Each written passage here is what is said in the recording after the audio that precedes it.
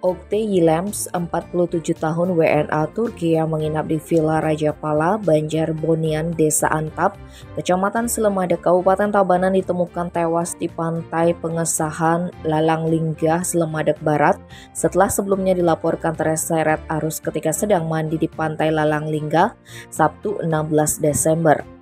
Kasih Humas Polres Tabanan Ibtu Gusti Madi Berate menjelaskan, sebelum terseret ombak, saksi mata di lapangan melihat korban bersama seorang temannya, Tansel Firat, 50 tahun, terlihat berjalan-jalan dan mandi di pantai Lalanglingga.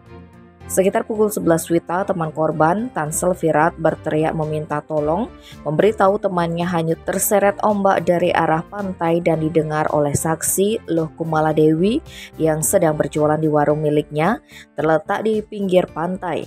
Setelah mengetahui kejadian tersebut, saksi memberitahu beberapa rekannya yang ada di warung untuk membantu korban dan saksi menghubungi Imade Santiade, pemilik Villa Rajapala tempat korban menginap, dan memberitahu bahwa salah satu tamunya terseret arus dan tenggelam. Namun karena gelombang laut yang berbahaya, dalam sekejap korban Oktay Yilmaz sudah hilang terseret ombak. Karena itu pemilik villa melaporkan ke Polsek untuk bisa menolong korban. Hingga akhirnya pada pukul 15.30 WITA, jenazah korban terlihat mengapung di tengah laut berjarak sekitar 100 meter dari bibir pantai.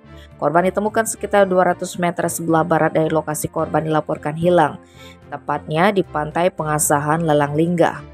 Dengan bantuan pemain surfing, jenazah korban ditarik ke bibir pantai dan selanjutnya dengan menggunakan mobil ambulans Bali Buana Rescue, jenazah korban dibawa ke RSUD Tabanan untuk dilaksanakan pemeriksaan forensik atau identifikasi.